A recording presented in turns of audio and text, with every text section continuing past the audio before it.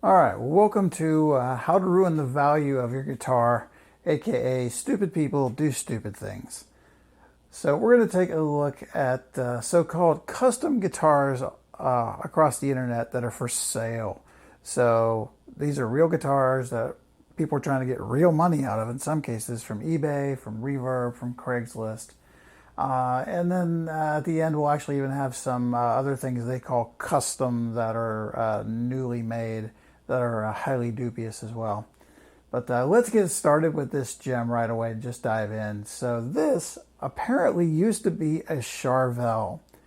So if you look at the headstock, I think it had a pointy headstock. Maybe this thing had an accident first.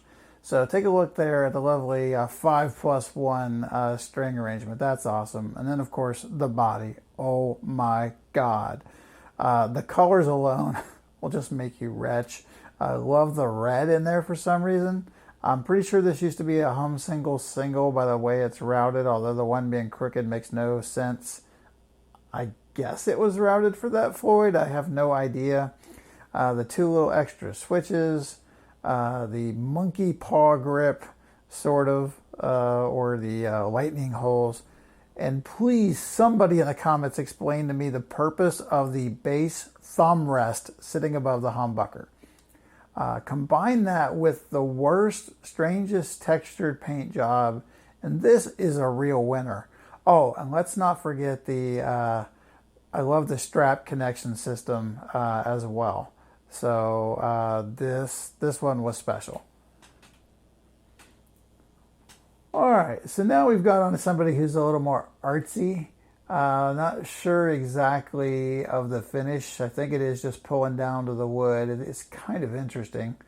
So we got kind of a Fender or Squier, hopefully Jaguar. I'm sorry, I don't really know my weird shaped Fenders all that well. Something tells me this guitar didn't have that Floyd looking trim on it. I don't think that's really a Floyd, but nonetheless, that's a little on the odd side. I love the single coil with the matching teal with a big square cutout. Also, if you take a close look at the pickguard, they didn't cut that very well. And then the knobs. I mean, this is just classic. And then, is that a kill switch? Wow. All right, this is where people really start doing stupid things. I'm pretty sure this was a real Rickenbacker. There's not such a thing as a cheap Rickenbacker in the universe until you do something like this to it.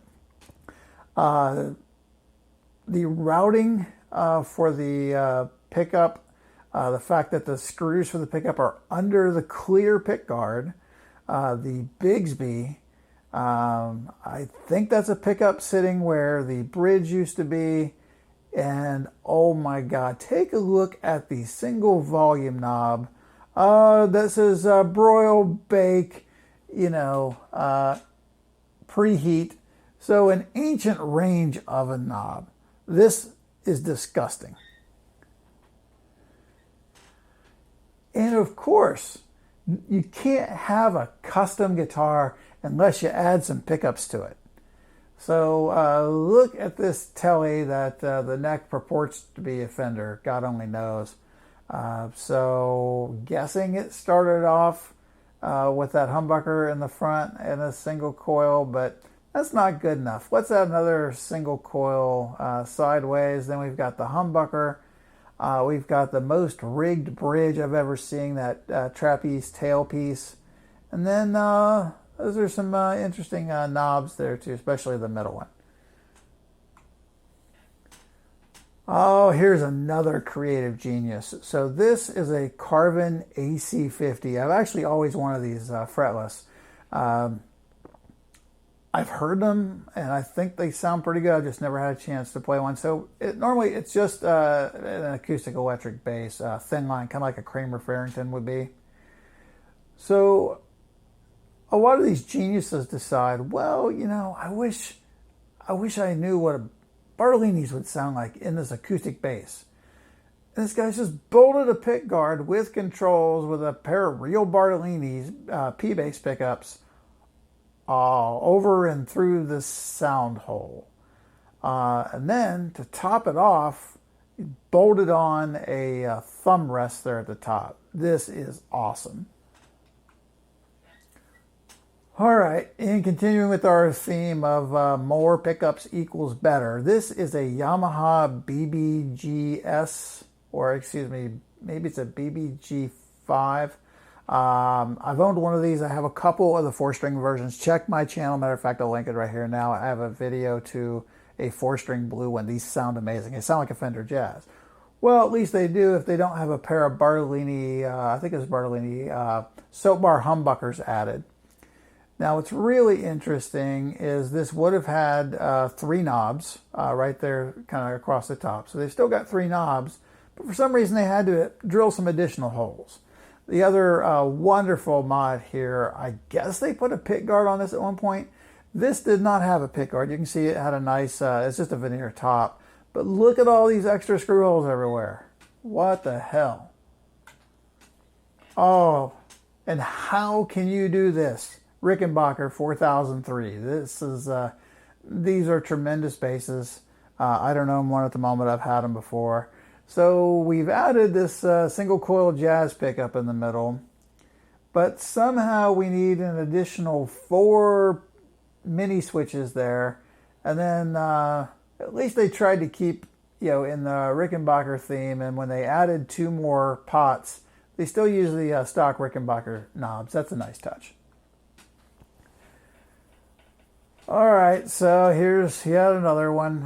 This is you know, one of these offset body basses. Not sure if this was a Fender or not. So here's somebody who can't make up their mind. Like, do I want a humbucker? Do I want a P-bass pickup? Do I want a jazz bass pickup? And the answer was yes.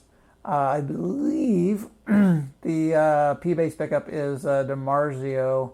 I had something that looked just like those on one of my basses, but look at this. 1, 2, 3, 4, 5, 6 flip switches, not quite all in line with each other.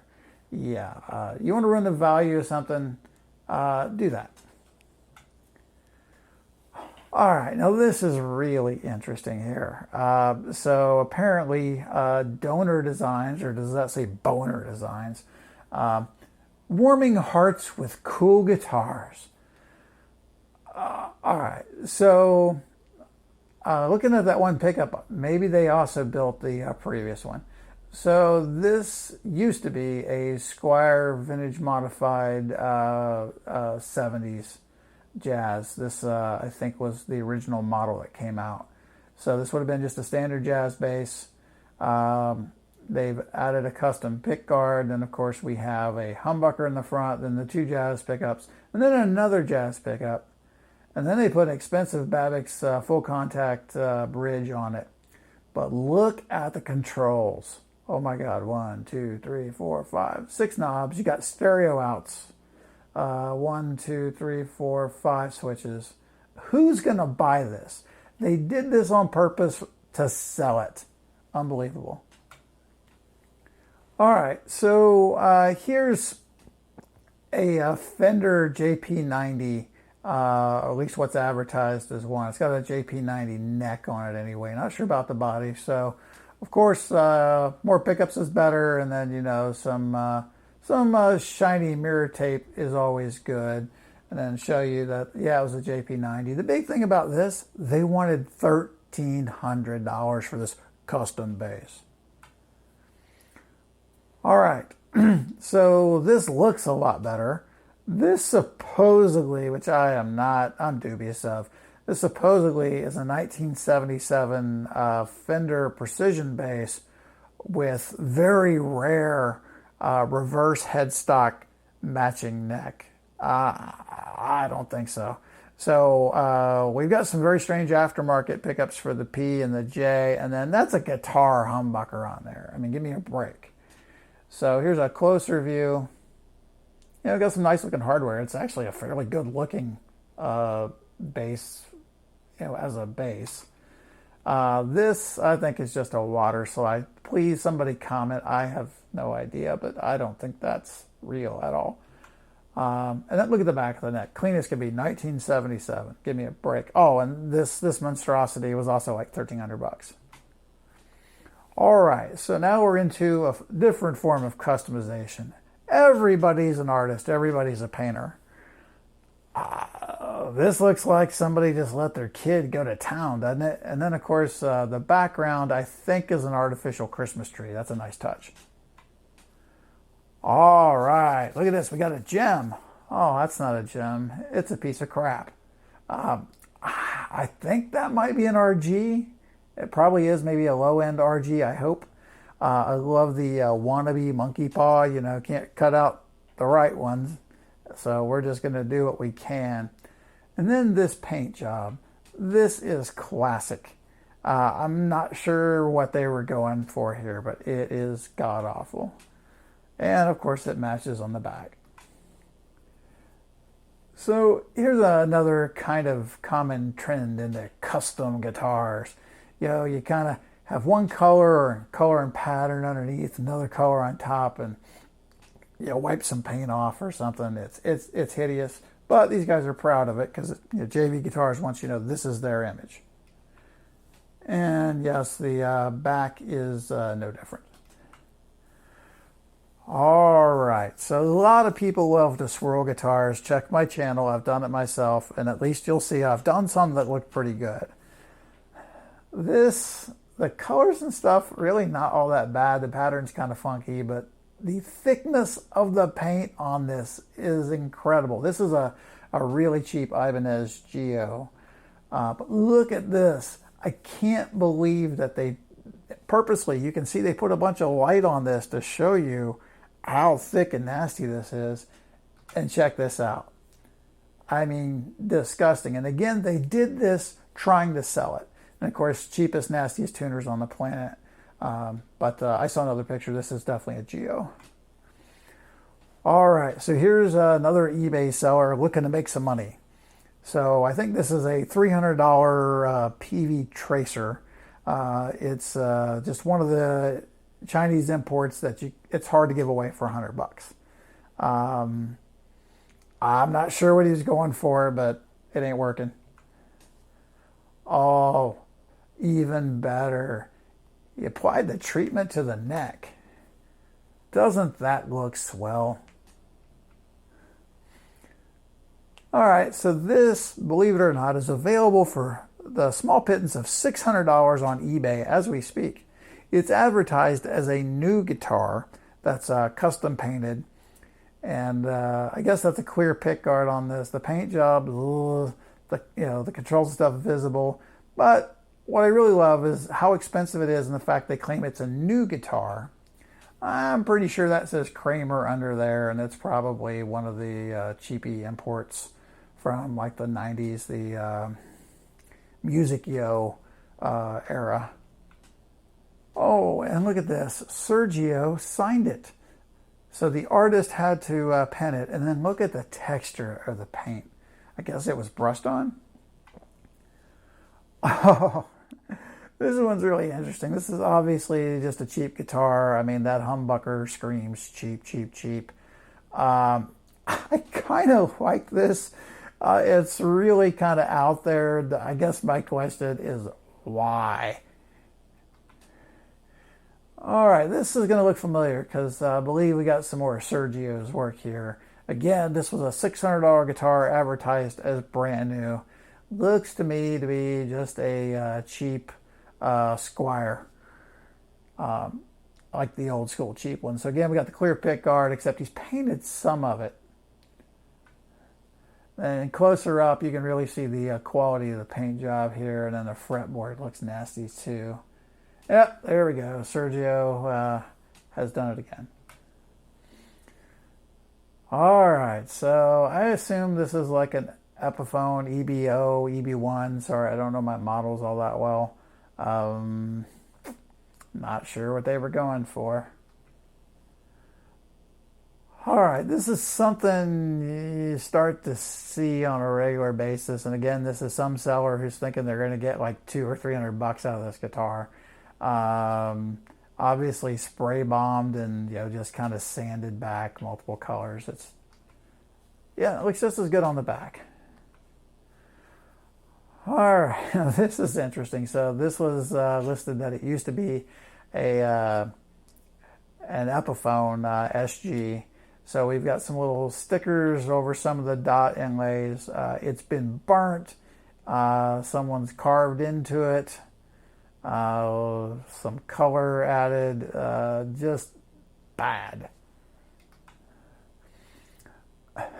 This one doesn't make a lot of sense to me. So this is a fairly decent looking Godin Freeway, I think. But hey, let's just bolt a big chunk of leather with some artwork on it to it. Oh yeah, so now we're going to get into relics. One of my favorite customizations for guitars. This just looks like somebody burnt the heck out of it. I'm not really sure what they did with the body. But that looks like that's a real, made in Mexico Fender, which is kind of a shame. All right, so here's another example of let's burn the guitar. Even worse, they made their own custom clear pick guard to show how ugly everything is. You can clearly see just cheap pickups. And by the way, this was listed for sale for $850. Who are these people kidding? All right, so here's somebody else who likes to burn guitars, and I'm sure this one was probably $300 or $400. The purple pick guard, though, really sets it off. Oh, well, they burnt the headstock. Isn't that nice? And it's got a matching neck. Imagine that. All right, so here's a relic job, apparently. This one said, nice aged finish. So here's another guitar body where somebody was like, naturally aged.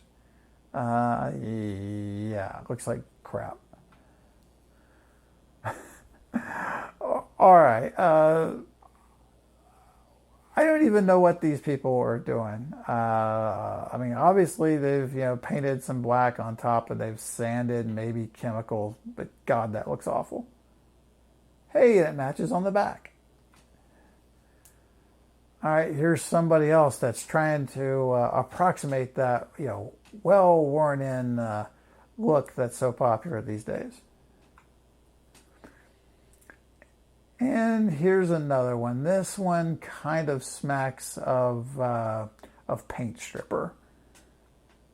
I'd say that, yeah, maybe some sanding as well, but they don't have the concept down. Oh, this one's interesting. You get this weird, I guess a solid color over a painted pattern, except if I'm not mistaken, that really looks like wallpaper to me. All right, so here's another relic for you. Not sure what they did to the neck. They probably just sanded it. But yeah, that really looks like natural wear, right? And the body, they just crappily sanded almost down to the bare wood. Here's another wonderful relic. They're trying to go for that thing where you get a lot of wear, as you're picking up and down. I love that huge 4-inch, 5-inch section of bare wood and all these little dots everywhere. And the single string is a nice touch. All right, this is very interesting. I'm assuming that this was like a cheap Squire or something. And I'm betting that that crack where the input jack was just kind of in the body. I think it happened with that screw there. The really interesting thing here is this was $300 somebody wanted for it, and it literally looks like those knobs, those pickups, and the neck were just thrown in dirt. Here's another wonderful relic job. Back also. And again, just terrible. This relic craze. And again, these people are trying to make money on this stuff. They think that they're artists. And of course, you have to have relic accessories. So, here's somebody who's relic what may or may not be a Fender neck. And man, doesn't that look lovely? Ah, so this is awesome. This is like coffee stains and what looks like fungus on the neck. And the back looks even more disgusting. Oh, this is truly one of my favorites. Steampunk. Where would we be without steampunk? You know, thank you, comic book people, for this. So we got a little PSI gauge embedded in, a bunch of weird little round things added. Cut, big chunks of the guitar, put them back together with some copper pipe in between. Just put a little medallion or something there on the back. And then everything has got to have kind of an aged funkiness to it.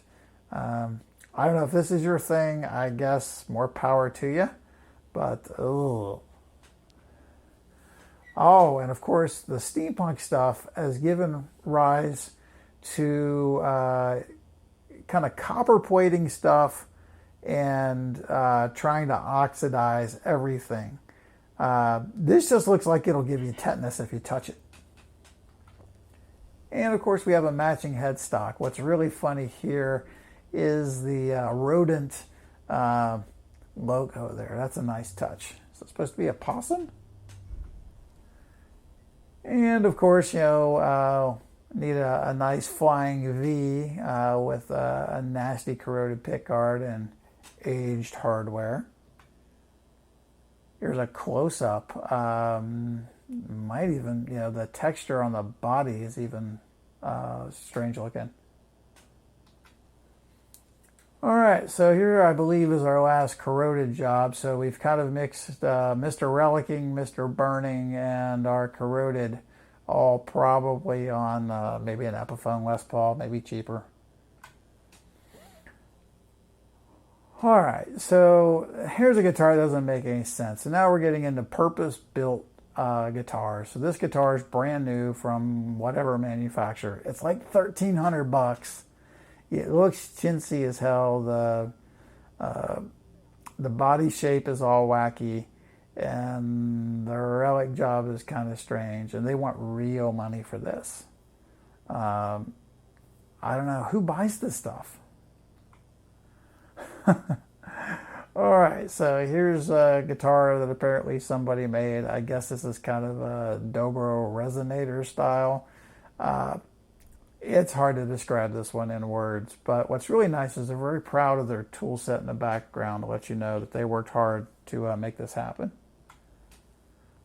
Oh yeah, what custom video wouldn't be good without a nice multi-string bass? So again, this is just something that was produced in China. This is a 17-string bass. I haven't counted them. I'm taking their word for it in the advertisement. But, oh, check this out. Oh, yeah. Look at that. All right, so here's something kind of interesting. You got to ask yourself kind of why. You got this little marquetry thing going on.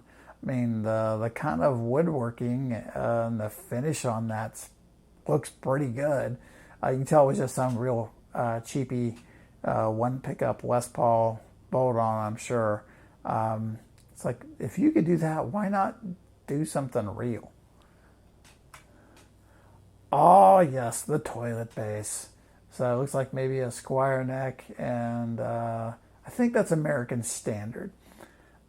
This speaks for itself. All right, so this is actually going to be our last guitar and bass. So this is actually something that the seller made themselves. He said it was like the first time they'd ever made a bass. It's a little on the small side. I think that's like a Strat pickup there. In the grand scheme of things, it doesn't look that bad. The guy was like, yeah, my workmanship's not that great. Look where the bridge is routed. But if you look, this was a neck through. And, I don't know how it played, but, not that bad. But, the seller wanted to be honest. So he labeled it appropriately. All right, so thanks for watching, folks. I hope you got a kick out of this. Leave some comments below. I'll see you on the next video.